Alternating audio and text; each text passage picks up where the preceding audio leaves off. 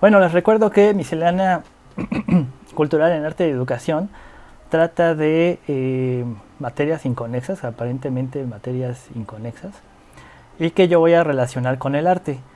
Y bueno, empecé a hablar sobre el guanzontle, su historia, su taxonomía, cómo había creado la taxonomía un tal Carlos Linneo. Y bueno, llegué hasta la mujer, ¿no? En el otro programa acabé hablando sobre las mujeres específicamente, luego voy a hablar de los hombres y las ideas y las formas, ¿no? Entonces voy a continuar con ese tema. Ya no lo pude continuar el domingo pasado, pero hoy voy a retomarlo, ¿no? Bien, antes de comenzar, les voy a poner aquí el mail. Si ustedes quieren hacer algún comentario, lo pueden hacer en el chat que está disponible ahí de Facebook. Y aquí les dejo mi correo, el correo del programa, que es guanzontle.pasote.y perejil@gmail.com. En este pueden enviarme temas de los que ustedes quieren que yo pueda hablar, o algún comentario, o si no, mediante el chat de Facebook. Bien, entonces vamos a comenzar. Bien, ahí estamos. Como siempre vamos a poner voy a poner imágenes porque no me gusta nada más hablar solo a la pantalla sin tener imágenes de referencia, sobre todo si estamos hablando de las ideas, ¿no? Las ideas siempre se tienen que ilustrar, ¿no? con una imagen. Y bueno, y es menos aburrido. Bien. Entonces, pasamos para acá. Y este es el tema: mujeres, hombres, las ideas, la forma y el arte. Entonces, había empezado a hablar sobre estas figuritas que los antropólogos les llamaron las Venus prehistóricas. Específicamente estaba hablando de esta Venus, que son las Venus paleolíticas. Ahorita me regreso a este texto, pero específicamente de esta figurita, ¿no? Que está aquí en pantalla, que los antropólogos decidieron llamarla la Venus de Willendorf, que fue descubierta en este lugar, que Willendorf está en Austria, Viena, en Europa, y es una Venus prehistórica, es decir, antes de la historia, y fue tallada hace entre 27.500 y 25.000 años antes de nuestra era, ¿no? La Venus de Willendorf, ¿no? Así se le llamó porque se le da el nombre del lugar donde se encontró, pero también les había dicho que se le dio el nombre de Venus porque lo asociaron con el nombre de la diosa de la belleza, Venus, ¿no? Y Afrodita, en este caso Afrodita creo que es, no, Venus creo que es griego y romano, Afrodita, bueno, no sé, ni me acuerdo, ¿no? Pero no importa, estas dos diosas son la misma, nada más con distinto nombre. Venus y Afrodita son las diosas de la belleza, bueno, que representan la belleza, ¿no? Y entonces decidieron darles a estas esculturas, porque no nada más fue esta que está aquí, sino fueron varias, y a todas estas esculturas que se encontraron principalmente en el centro de Europa, o sea, España, Italia, Francia, Alemania, Viena, bueno, pues Austria, pues, ¿no? Esta Venus en específico se encuentra en el Museo de Historia Natural de Viena, ¿no? Bueno, las Venus paleolíticas son estatuillas femeninas que están talladas en huesos de animales, en barro, bien, faltó una coma, bueno, también el marfil es un tipo de hueso animal, ¿no? Y en piedra, ¿no? La que estamos viendo, bueno, la que presenté aquí en pantalla, es en piedra, es una piedra caliza, ¿no? Y bueno, y más o menos tiene el tamaño de, bueno, aquí están las medidas exactas, ¿no? 11 centímetros de alto por 7.7 de ancho y de profundidad 4.5 centímetros. Es de piedra caliza, ¿no?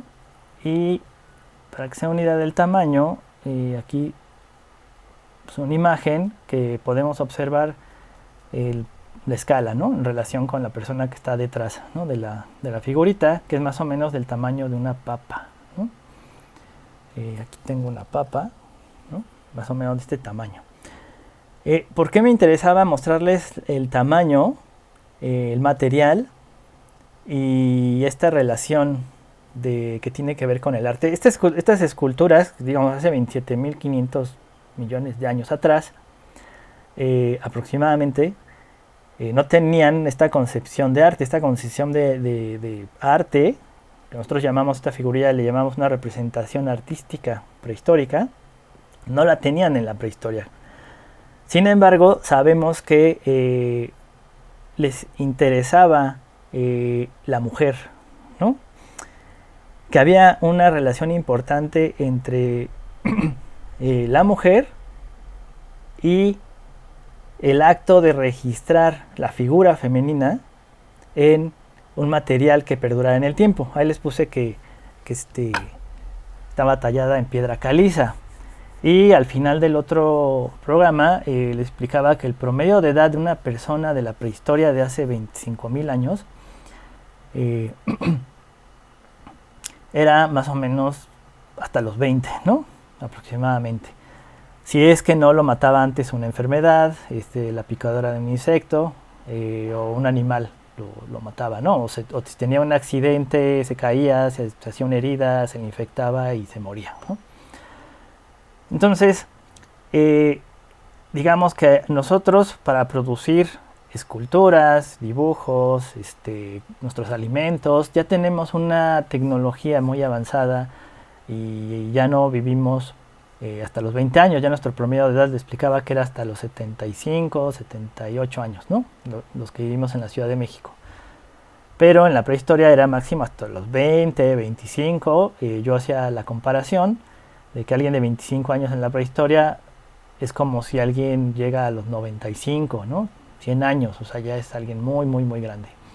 Entonces, en esta idea del tiempo, es decir, para tallar una piedra en ese entonces, en la prehistoria, donde las herramientas eran muy básicas, digamos, todavía no construían en la prehistoria, como les decía, es antes de la historia, antes de que el hombre creara un lenguaje escrito, o sea, registrabas lo que le sucedía en la vida mediante un lenguaje escrito. Esa es la prehistoria, por eso es antes de la historia, ¿ya? Este hombre tenía otro tipo de lenguaje, y el primer tipo de lenguaje que empezó a construir fue a través de tallar las piedras, el barro, los huesos, dibujar en las paredes, ¿no?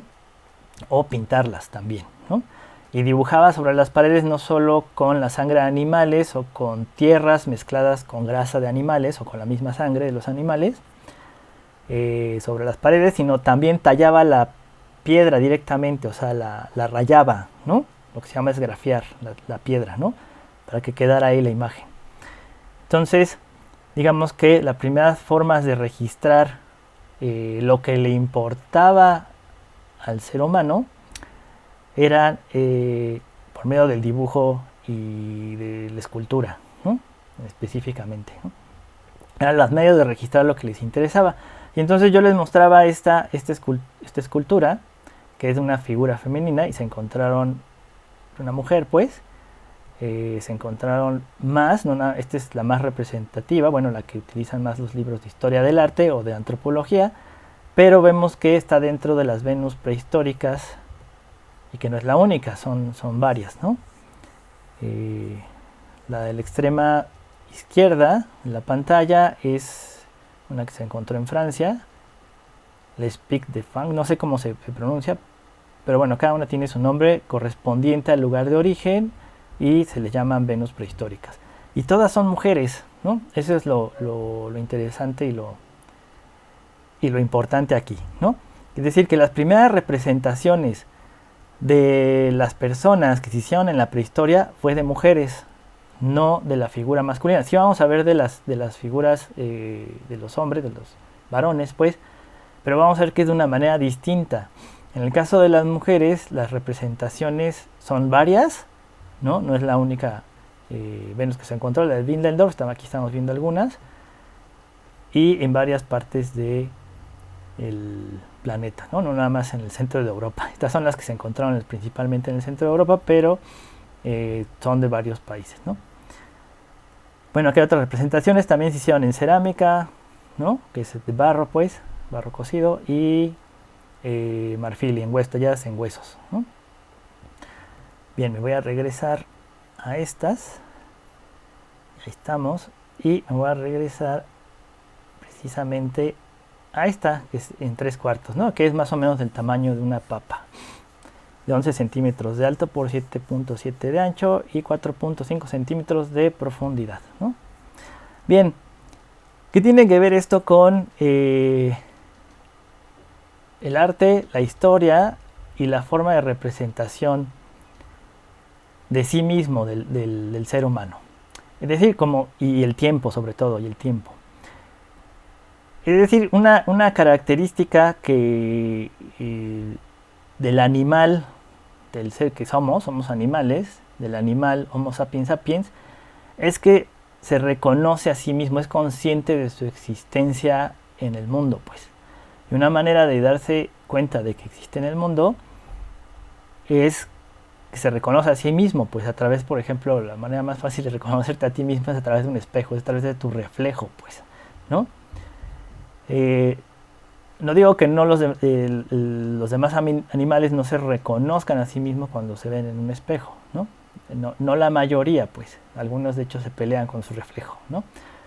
Pero hay algunos que sí logran reconocerse ahí en ese reflejo. Pero una cosa es reconocerse y otra cosa es ser consciente de sí mismo, o sea, de que eres tú ese reflejo, ¿no? Bien, entonces aquí sí es importante cómo es que una de las primeras tallas que decidió el ser humano hacer como reconocimiento de sí mismo es una mujer y no un varón, ¿no? Entonces, esa es la importancia de las Venus prehistóricas, ¿no? Que son del Paleolítico, que quiere decir la era de la piedra, ¿no? Lítico, ¿no? Que es la última era de la piedra, Paleolítico superior, así están clasificadas, ¿no? Bien, entonces, el arte en general es un sistema de representación, eso se podría decir como que es la definición en general del arte, ¿no? El arte como producto del cultural, como un producto cultural, es decir, que el hombre toma un material de la naturaleza y lo modifica para representar a través de él una idea. En este caso toma una piedra y representan los personas de la era prehistórica representaron a esta mujer, ¿no?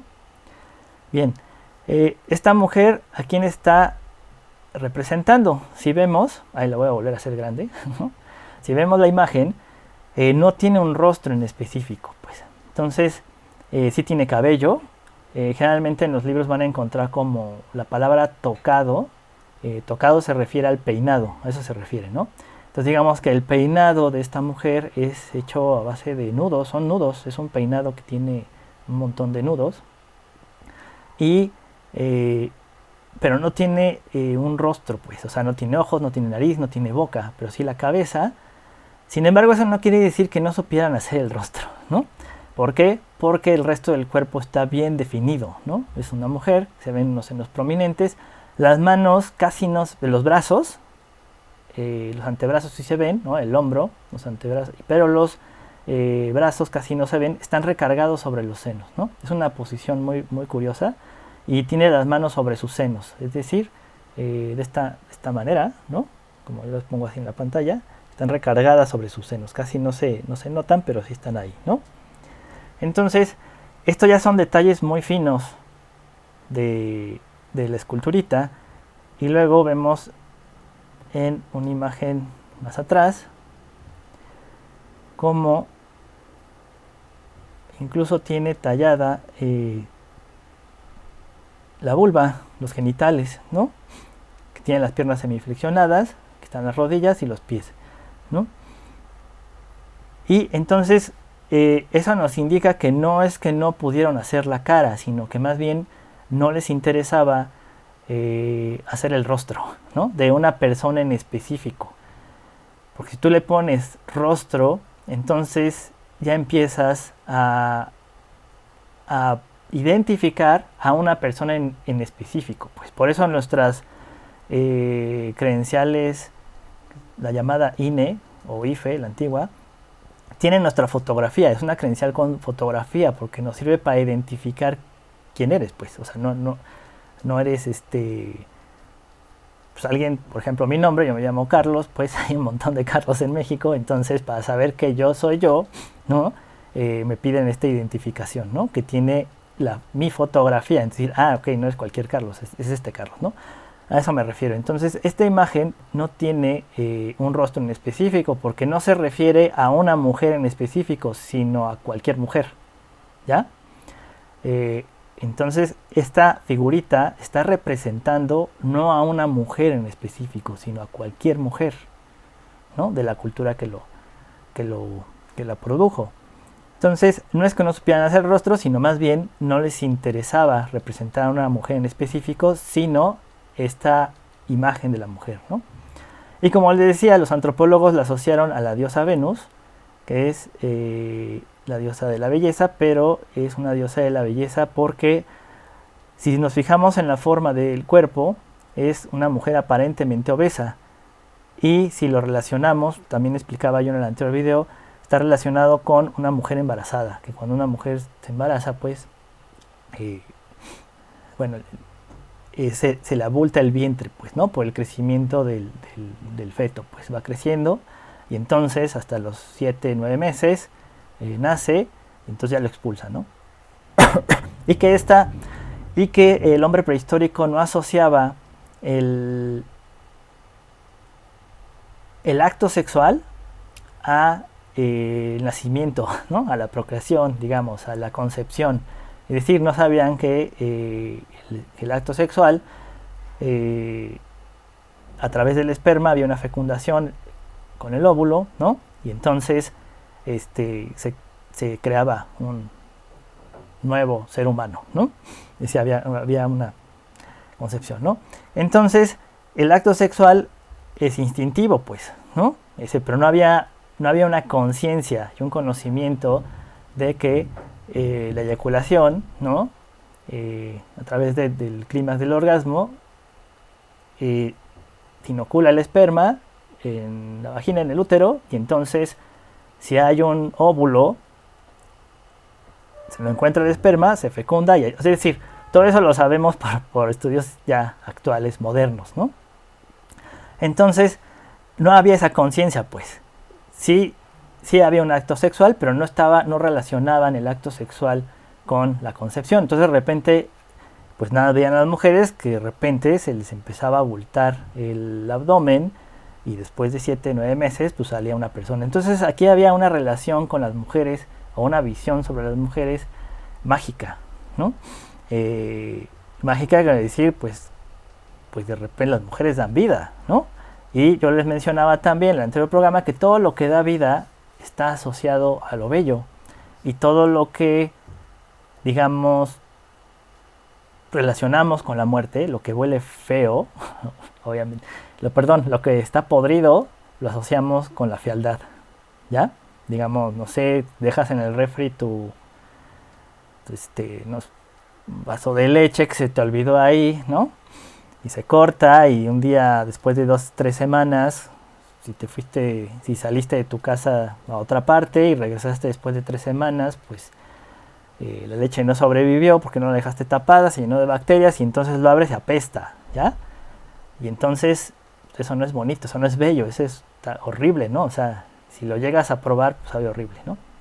Entonces, todo lo que está asociado con la muerte, lo podrido, lo que huele feo, o sea, lo que está podrido, perdón, es feo, pues, y todo lo que está asociado con la vida, con lo que te da energía, está asociado con lo bello, con la felicidad, con la alegría, ¿ya?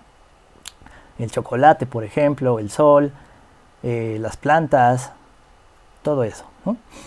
Bien, entonces, las mujeres se están asociadas con la idea de esta forma de las mujeres está asociada con esta idea de una mujer embarazada, una mujer que da vida, ¿ya? Entonces por eso le pusieron Venus los antropólogos, y probablemente sí, es una de las razones. Esto es teoría, no se sabe a ciencia cierta, ¿no? Simplemente es teoría, son interpretaciones de por qué tallaron esto.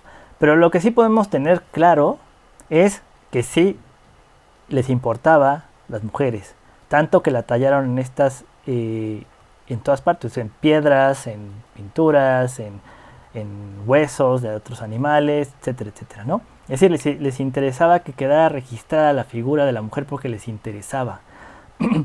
Pero, porque era importante, pues, y actualmente los artistas solo hacemos lo que nos importa porque eso, no voy a decir que te quita tiempo de vida, pero le tienes que dedicar tiempo. Y yo había dicho que probablemente estas esculturas no las hayan hecho varones, sino las hayan hecho mujeres, ¿ya? Porque las mujeres se conocen a sí mismas, pues, ¿no? Probablemente fueron las mismas mujeres que se esculpieron a sí mismas, ¿no? Mientras el hombre estaba en actividades de casa, eso se sabe por las pinturas que ahorita les voy a mostrar. El hombre mientras estaba en actividades de casa, la mujer estaba en otras actividades de recolección, de la gestación, del cuidado de las personas, de los hijos, pues. Y entonces probablemente había un grupo de mujeres que se dedicaban también a tallar estas piedras, ¿no? Pero como les decía, no tenían una esperanza de vida muy larga, pues vivían a lo mucho a los 20 años. Y entonces seguramente se pasaban esta figura de mano en mano para que otras mujeres siguieran continuando con la talla, ¿no? O sea, si actualmente los instrumentos, las herramientas que tenemos nos pueden permitir tallar esto en 2 horas, ¿no? Con materiales electromecánicos, ¿no? Esta probablemente se han de haber tardado años en tallar esta piedra, ¿no? Porque primero tenían que encontrar otra piedra más dura que esa piedra y entonces empezar a devastarla, y luego para obtener esas formas tan finas tienes que pasar mucho tiempo tallando la piedra para darle esas formas tan precisas, ¿no? Nosotros actualmente lo podemos ver como muy burdo, pero realmente son formas muy finas, sobre todo las manos que están sobre los senos, ¿ya? Entonces, aquí tenemos que si el artista o la persona que le va a dedicar tiempo de su vida a la talla de esta figura y vive muy poco, quiere decir que le importa mucho, ¿no? Digamos, si lo asociamos actualmente con lo que nos importa, pues podemos decir que lo que más importa en el mundo contemporáneo del hombre moderno, pues es el dinero, ¿no? Entonces todo el mundo está buscando producir dinero, ¿no? Mediante el trabajo. Y entonces todo gira en torno del dinero, ¿no? ¿Por qué? Porque es lo que vivimos en un modo de producción económico capitalista, es decir, de la acumulación de capitales, ¿no? Y en pocas palabras, ¿cómo obtienes esos capitales? Pues bueno, por dinero, ¿no? Bueno, los bienes, ¿cómo los obtienes? A través de capitales, que es el dinero. Que más adelante voy a hablar del dinero, ¿no? Y la relación con el arte. Bien, entonces, les había leído unas definiciones de mujer, ¿no? Ya no las voy a leer ahorita. Pero estas definiciones de mujer, es decir, cómo se le dio nombre a la mujer, que estaba asociado a las definiciones. Primero, entendamos que estas definiciones de mujer vienen de los diccionarios y de las primeras enciclopedias después de la primera revolución, digamos, un poquito antes de las primeras revoluciones. Un conjunto de personas, entre ellos Rousseau y Diderot, y no recuerdo qué otros intelectuales más, querían recopilar toda la información creada por el ser humano, todo el conocimiento, no la información, todo el conocimiento creado por el ser humano, y entonces crearon esta idea de la enciclopedia, ¿no? Que son libros que tienen todo el conocimiento el mayor posible, ¿no? Generado por la humanidad. Entonces empiezan a generar definiciones, y estas definiciones, quienes las hacen, pues son hombres, no mujeres, ¿no? Entonces aquí hay una relación muy importante. Bueno, un punto muy importante, una relación. Si vemos esta escultura, que probablemente fueron hecha por mujeres, bueno, eso es mi teoría, es mi interpretación, mi deducción más bien, y que dedicaron tiempo a representarse a sí mismas, es porque había un tiempo para pensar en sí mismas, y la sociedad a la que pertenecían, a la tribu o clan, estaba de acuerdo en que estas mujeres se dedicaran a hacer estas figuras. Entonces yo creo que tenía una posición, no puedo decir que igual que los hombres, pero más bien de una mayor importancia que el varón, ¿ya? Eso sí, porque no hay representaciones de hombres, ya más adelante sí, pero ya con las civilizaciones, ya estamos hablando de las culturas antiguas, o sea que ya había construcciones, las primeras culturas antiguas, ¿no? Que son las de Mesopotamia, Egipto, también incluidas las prehispánicas, ¿no? Acá en este lado, ¿no? Todas las Latinoaméricas, con las Teotihuacana, etcétera, etcétera, ¿no? Bien, entonces, pero eso ya fue hasta después, ¿no? Ya que había una civilización, ¿no? En la prehistoria apenas comenzaba y no había representaciones de varones. Entonces, digamos que lo que hicieron en las enciclopedias de principios de la era moderna, pues fue definir a las mujeres, qué son las mujeres, a partir de una visión del varón, ¿no?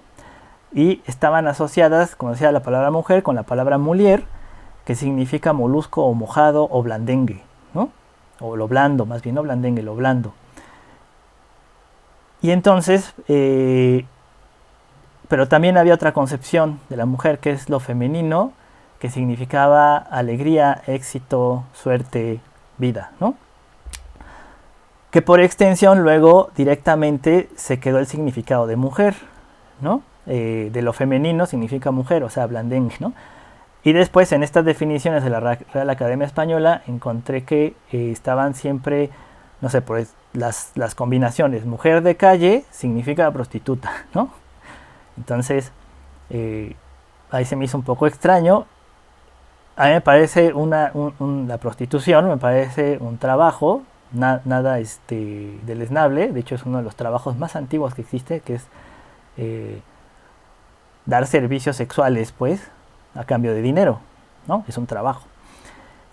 Pero se me hizo raro, ¿no? O sea, que hubiera este tipo de definiciones de lo que es mujer y combinaciones, ¿no? Cuando el hombre, no sé, si uno dice hombre de calle, uno no piensa en prostituto, ¿no?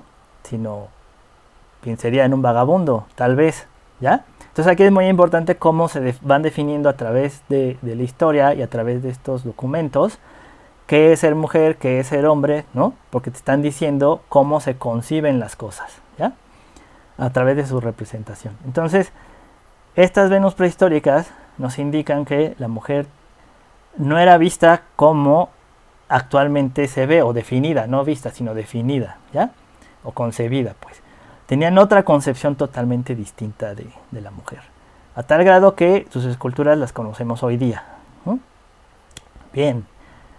Entonces, bueno, aquí tenemos otras, y que no representaban, obviamente representan, estas esculturas aquí en esta fotografía, pertenecen a distintas épocas, ¿no?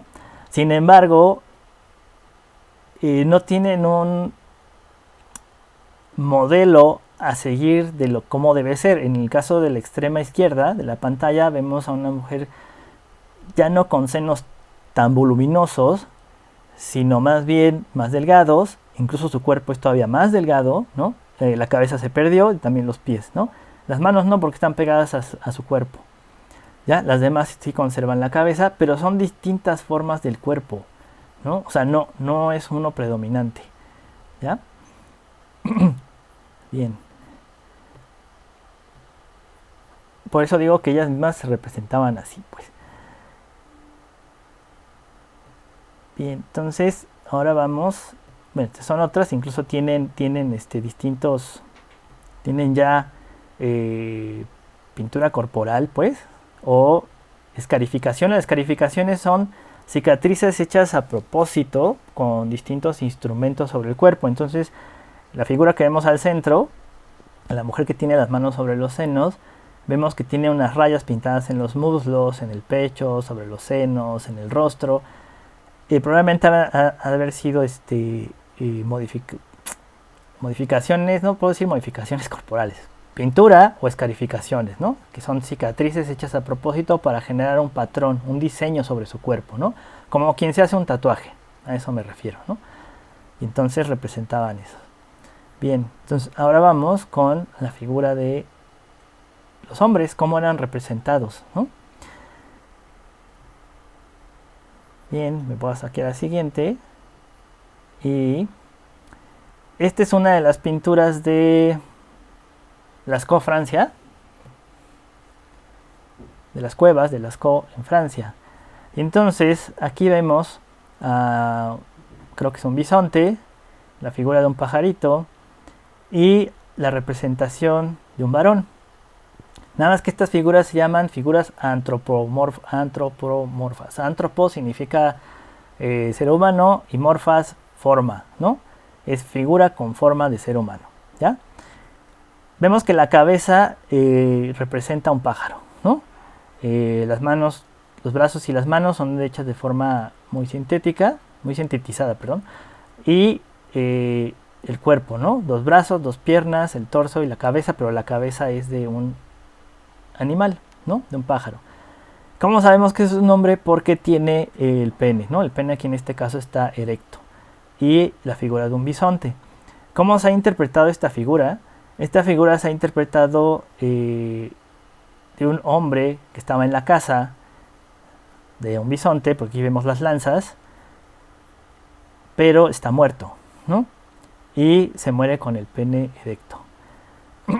Ok, ahorita explico esto del pene, ¿no? Más bien quiero enseñarles estas figuras. Ok, la figura masculina o el varón sí fue representado en la prehistoria, pero de esta manera. No se han encontrado tallas como las Venus de esculturitas, ¿no? Sino es solo este tipo de representaciones, ¿no? Que son antropomórficas, donde siempre están asociados con algún animal, ¿ya? Es decir, es la combinación de la figura humana con un animal. Entonces, con cabezas o con las piernas de un animal o con brazos, ¿no? Pero todos ellos son representados con los genitales, con el pene, ¿no? Y aquí tenemos tres que también son de las cuevas de Altamira, ¿no? Y generalmente cuando en un accidente muy violento, digamos de automovilístico, bueno, ¿por qué asocian que esta persona está muerta y que tiene que ver el pene erecto, ¿no?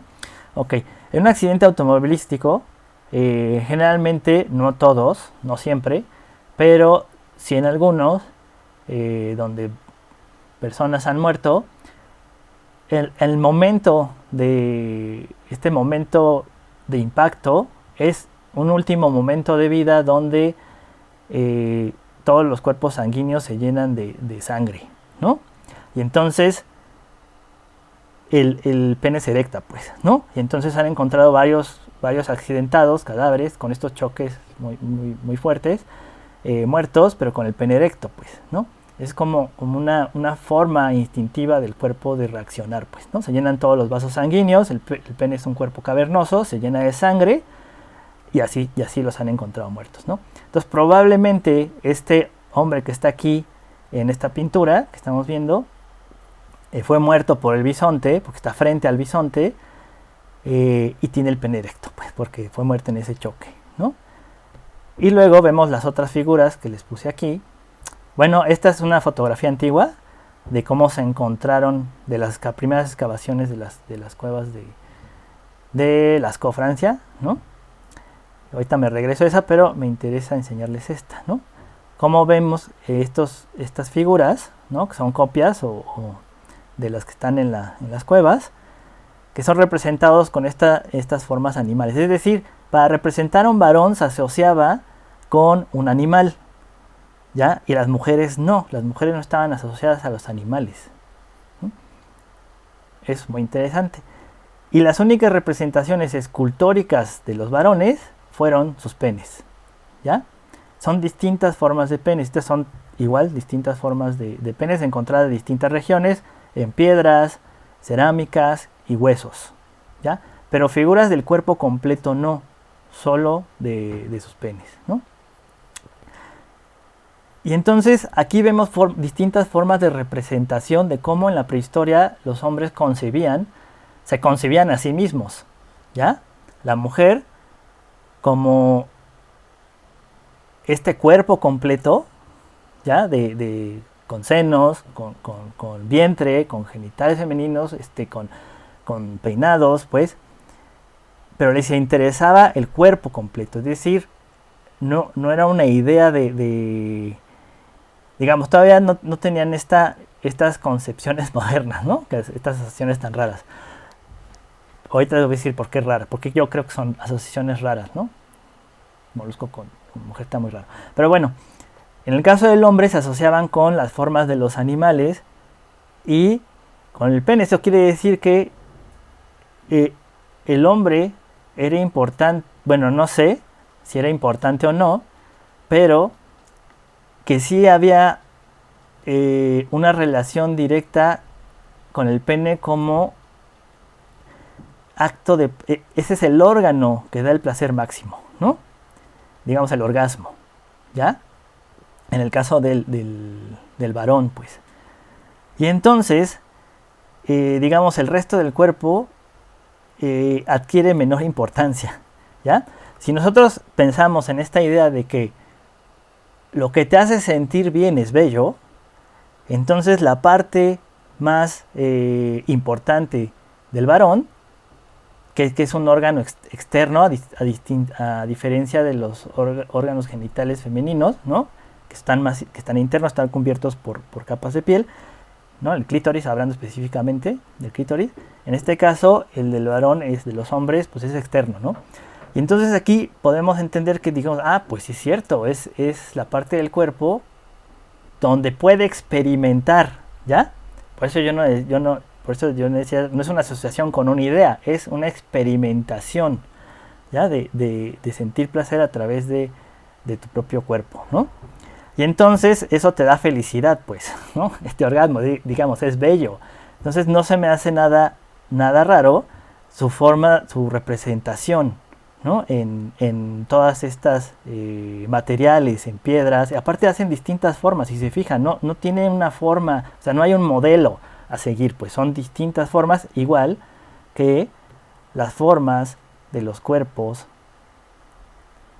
de las mujeres, ¿no? Son distintos cuerpos, ¿ya? Entonces también hay un reconocimiento aquí de la mujer como muchas mujeres, pues, ¿no? Bueno, aquí ya algunas tienen rostros, algunas de ellas, y aquí vemos un rostro asociado con un animal, ¿no? De un rostro femenino.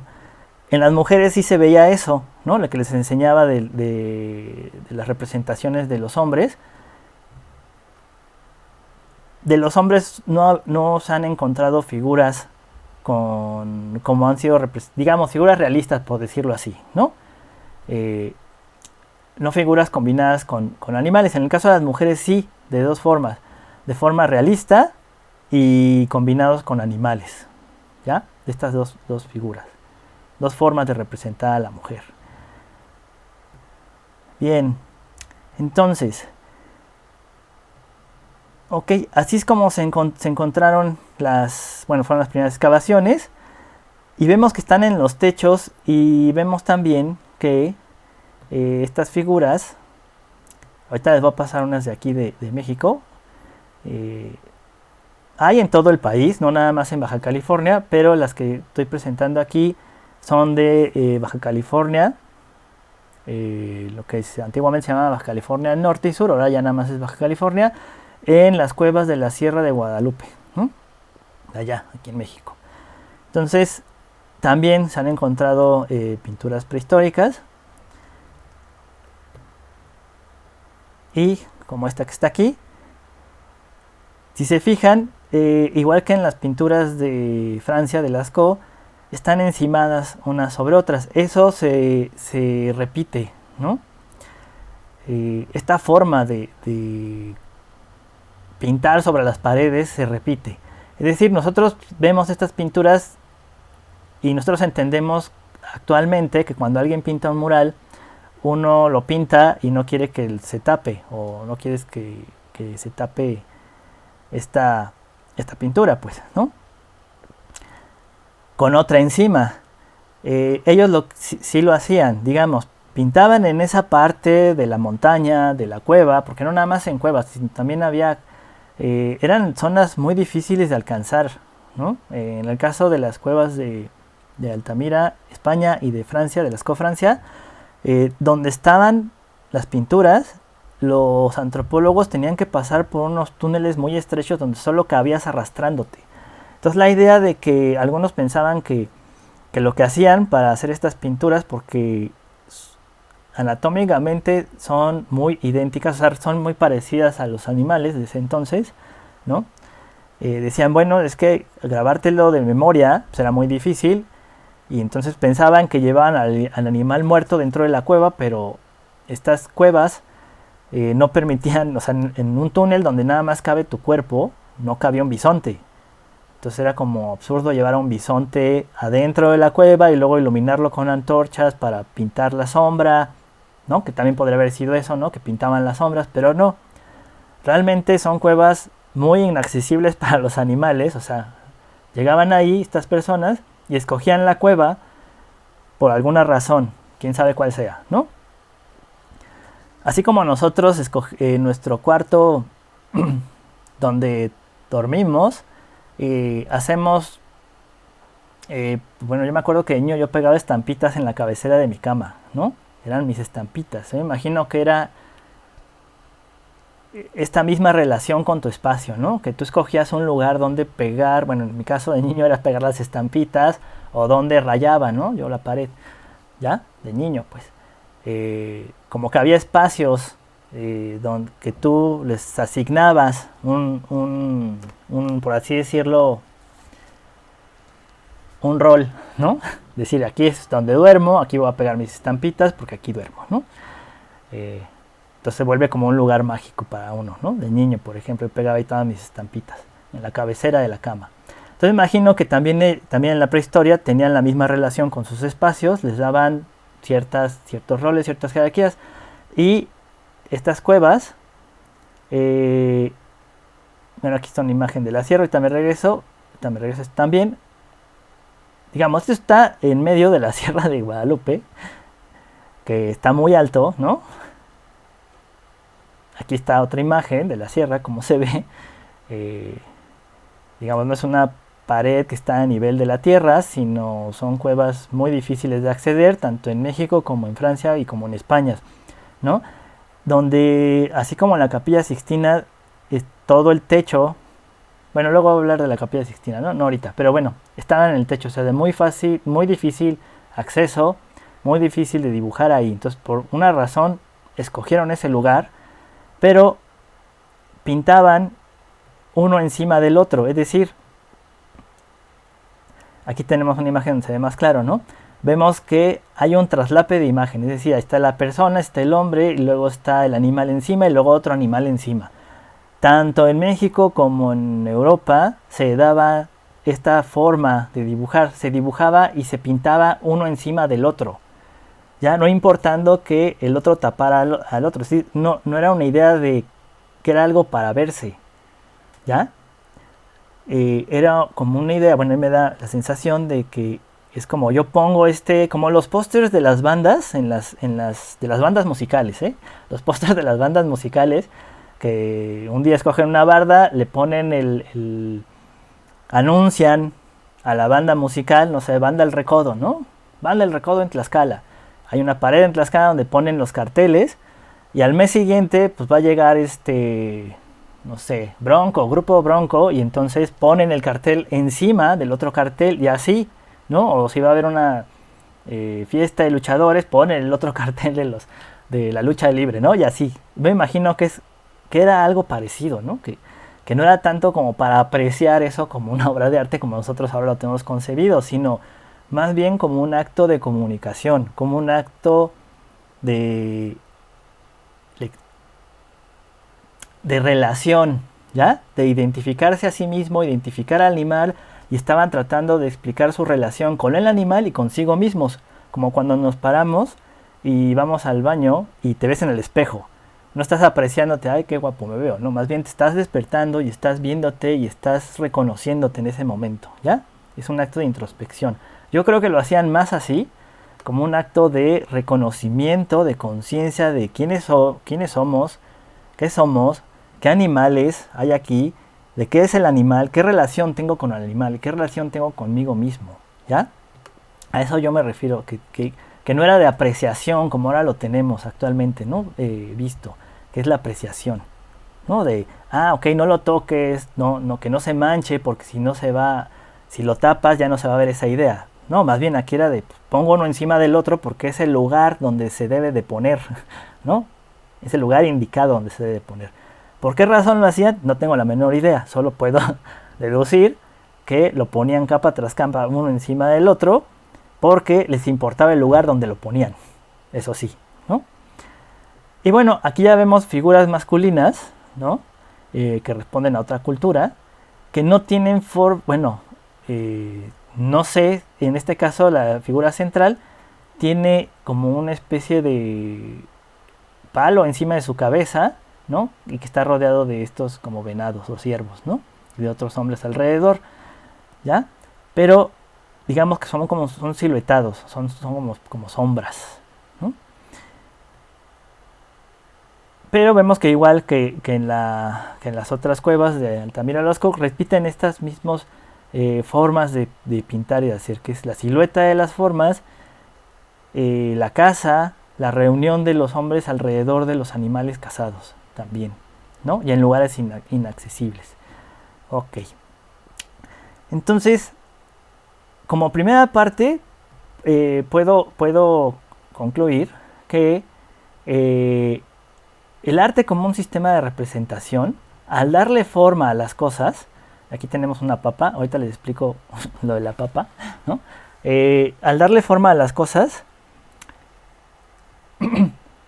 está dándoles un nombre, digo, pero sin nombrarlo, vemos en la prehistoria, ¿no? Está concibiéndolas al darle forma, porque al darle forma ya las puede reconocer, ¿sí? Es decir, estas piedras que tallaron, que yo creo y sigo diciendo que seguramente fueron mujeres, que ellas mismas se esculpieron, estas esculturas fueron para reconocerse a sí mismas, para definirse a sí mismas, y también para que representar y definirse su idea a través del tiempo. Es decir, lo hago en barro, lo hago en piedra para que permanezca en el tiempo. Es una forma de registrar a través de la forma una idea, ¿ya? Bien, entonces, ya con eso más o menos claro, ¿no?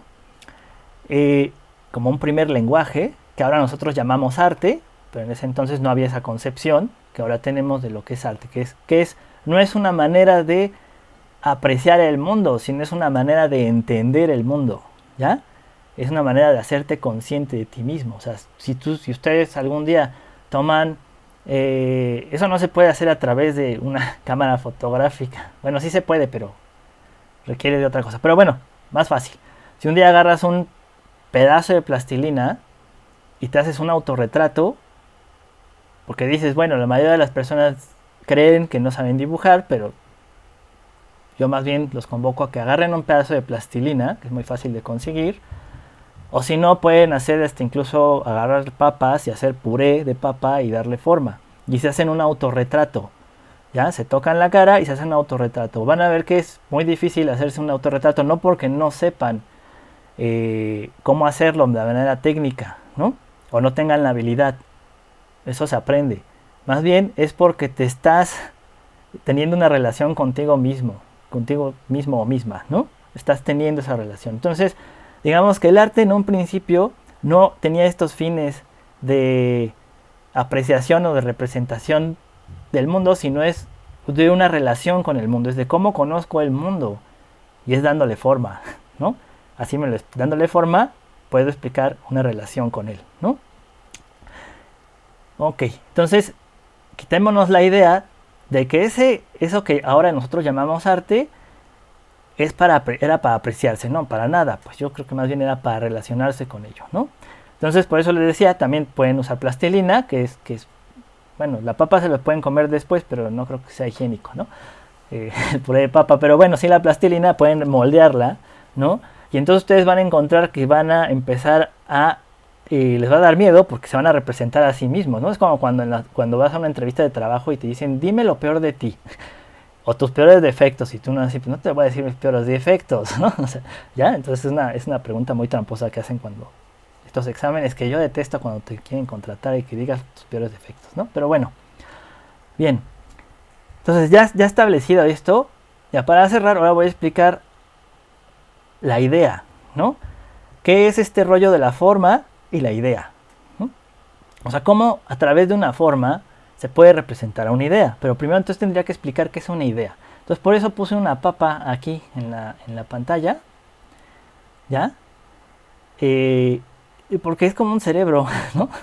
El cerebro es como un tubérculo, ¿no? Pero nada, es que imaginemos que tiene no me acuerdo cómo se llaman estas cosas. Bueno, no me acuerdo, que son como gusanitos. El cerebro tiene los gusanitos. No me acuerdo cómo se llaman, ¿no? Tienen un nombre específico, ¿no? Esas partes. Mientras más gusanitos tenga un cerebro, más conexiones neuronales tienes, que es en la corteza. Donde se dan todos estos gusanitos es en la corteza del cerebro. Entonces, mientras más, digamos, gusanitos tengas, estas formas de ríos, tengas, se puede decir que tienes más conexiones neuronales y por lo tanto, pues piensas más. No sé si seas más inteligente, pero sí piensas más, ¿no? Sí piensas más las cosas. Ok. Entonces, por un lado, todas estas esculturas que les acabo de enseñar, no las pinturas, pero sí las esculturitas, son del tamaño de las manos, ¿no? Del tamaño de una papa, que se pueden agarrar con las manos. Entonces también nos indica que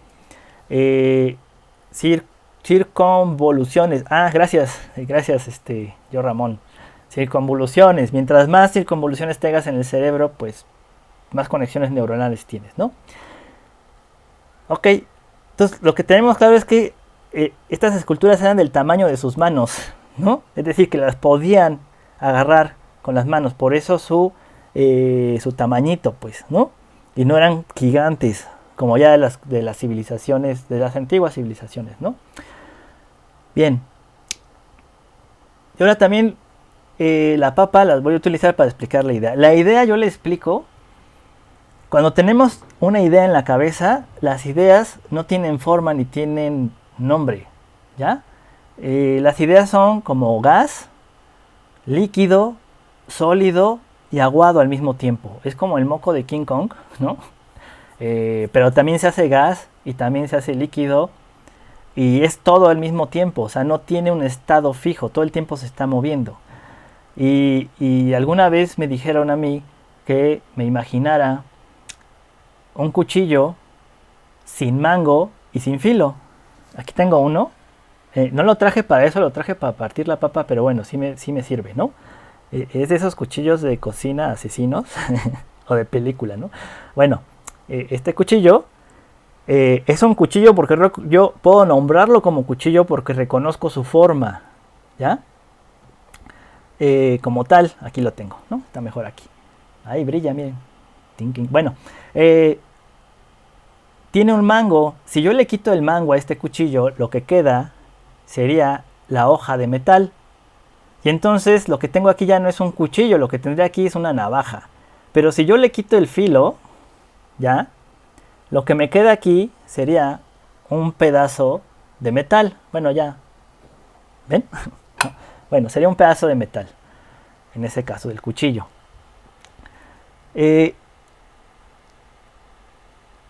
Pero sí me lo puedo imaginar. Sí me puedo imaginar un cuchillo sin mango y sin filo. En la cabeza, eso es la idea. La idea es así. Que te lo puedes imaginar. Te puedes imaginar taladrar el aire. ¿Ya? E incluso puedo agarrar un taladro y taladrar el aire, ¿no?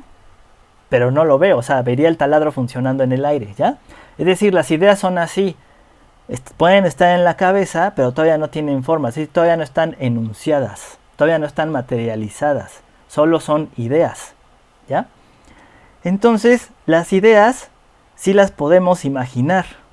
Sí podemos imaginar un cuchillo sin filo y sin mango, porque todavía no está materializado, pero no podemos materializar un cuchillo sin filo y sin mango en el mundo material y sensible, ¿ya? ¿Por qué? Porque se convierte en otra cosa. Se convierte en una navaja o se convierte en un pedazo de metal. ¿Ya? Un cuchillo es un cuchillo porque tiene filo y porque tiene mango. ¿No? Y ya. Así de sencillo. Entonces, esas son las ideas, pues, ¿no? Es esa cosa que todavía no tiene forma, que todavía no tiene... Puedes nombrarlo, pero solo idealmente, puedes imaginar. Y entonces, esta práctica de tallar o de hacer figuras, en las paredes o en la arena o en cualquier material, es un acto de conocimiento, pues. Digamos, es un acto de relación con el mundo, en el que estás dándole forma al mundo, lo estás concibiendo como tal, ¿ya? Entonces, cuando un artista está tallando una escultura, cuando está tallando una piedra, tallando madera o resina si quieres, o lo que sea, pues cualquier material, está tratando de representar una idea, es decir, le está dando forma a esa idea, la está tratando de concebirla, de enunciarla, o sea, que nazca, pues, ¿no? Bien, pero no son, digamos, cuando hacen este rollo de las enciclopedias, ¿qué es lo que pasa? Le dan forma y una definición, pero le dan forma y una definición absoluta, es decir, le dan una autoridad. ¿Ya? Y ahí está el problema, que no hay una sola verdad, ¿no? Digamos, esa es una definición de tantas, ¿no? Que hicieron desde la Ilustración, la enciclopedia, la definición de mujer, ¿no? Porque vemos que la definición de hombre, varón, pues, masculino, es como si fuese el ser universal, ¿ya? Es decir, la mujer solo existe en relación con el hombre. Y entonces eso es aberrante, pues, porque eso es solo una concepción de un grupo de personas de cierta época que lo convirtieron en un conocimiento de dominación. Es decir, ustedes van a pensar como nosotros pensamos porque ahí está el origen del conocimiento. ¿Ya? Y no, y las ideas no son así. Entonces, ¿cómo podemos evitar eso? Ya para concluir, ¿no? Para concluir esta idea de las hombres, mujeres, las formas y las ideas, ¿no? Si nosotros destinamos el origen de las ideas a una sola historia, entonces vamos a imponer esa historia o esa narrativa hacia todos los demás, ¿no? Y eso es lo que pasó con la enciclopedia, con la Ilustración, pues ellos impusieron su narrativa de cómo ven el mundo, o sea, su historia de vida, y dijeron, esta es la verdadera. ¿Por qué? Porque pues, así yo veo el mundo y así es, ¿no? Ahora bien, si nosotros decimos, bueno, esa es su verdad, pues esa es una, no la voy a negar, esa es otra cosa, no hay que negarlas. El mundo de las ideas y el conocimiento es más bien como una papa. Entonces,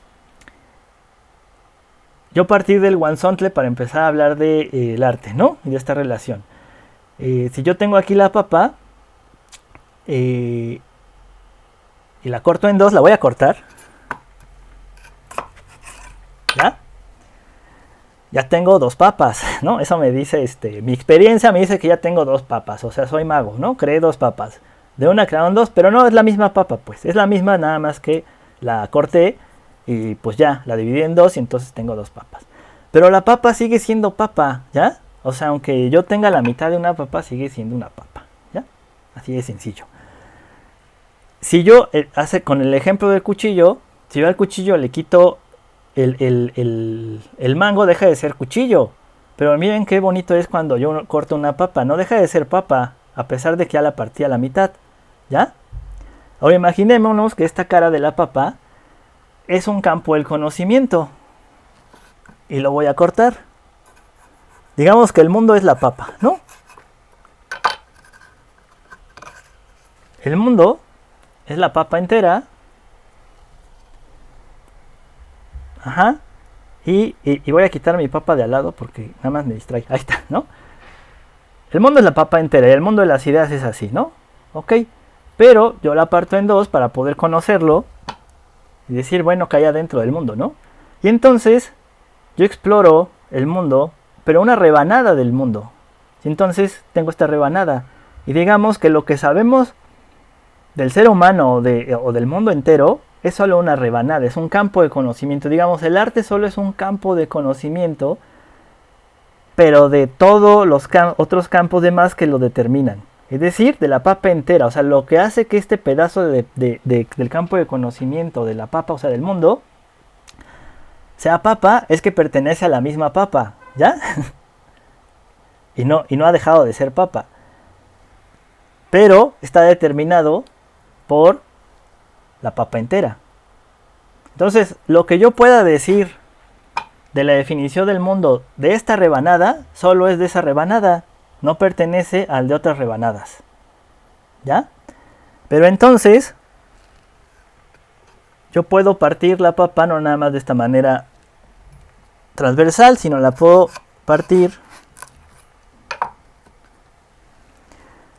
de manera, ya empieza a ser Tetris, sesgada, ¿no? U oblicua. Ya está, ahí está, ¿no? Y entonces puedo crear distintos campos de conocimiento desde la manera en que yo corte la papa, ¿ya? Pero hay que entender que es una sola. Y eso le pasa, ya para concluir, al ser humano con todo el conocimiento, ¿no? Y el arte posibilita otras maneras de entender el mundo entero a través de moldearlo como uno quiera. Uno lo puede cortar de manera 90 grados, ¿no? Transversal, horizontal, y entonces crear distintos campos de conocimientos con distintas formas, ¿no? Eso es lo que permite el arte, y por eso el arte tiene muchos nombres. Bueno, no nombres, por eso el arte tiene muchas definiciones y hay muchos tipos de arte, ¿ya? Y entonces podría traer un brócoli y hacer un injerto de brócoli. Bueno, eso ya es una exageración mía, ¿no? Y hacer un nuevo fruto de conocimiento, ¿ya? Pero bueno, espero que con este ejemplo se haya entendido eso, de que estas definiciones solo son los nombres que le dieron forma, en este caso específico de que hablé de la mujer, y que la Venus de Willendorf, o las Venus prehistóricas más bien, son concepciones de la relación de las mujeres de ese entonces, de hace 27.000, 25.000 años, muy, muy distintas a la concepción que tenemos hoy en día, ¿no? Pero fueron hechas a través de este lenguaje que actualmente llamamos arte. En ese entonces, quién sabe cómo la hayan nombrado, ¿no? Se relaciona siempre con el chamanismo o la brujería, ¿ya? Y bueno, yo hasta aquí voy a dejar la charla. Y bueno, si tienen algún comentario, corrección, etcétera, etcétera, la pueden hacer al correo que se les voy a poner aquí. O en el mismo chat también lo pueden poner, ¿no? Sus comentarios. Pero ya por mi parte va a ser todo por el día de hoy. Y espero no haber dicho alguna sandez. Si no, me corrigen y ya la arreglaremos, ¿no? Y me despido. Bye.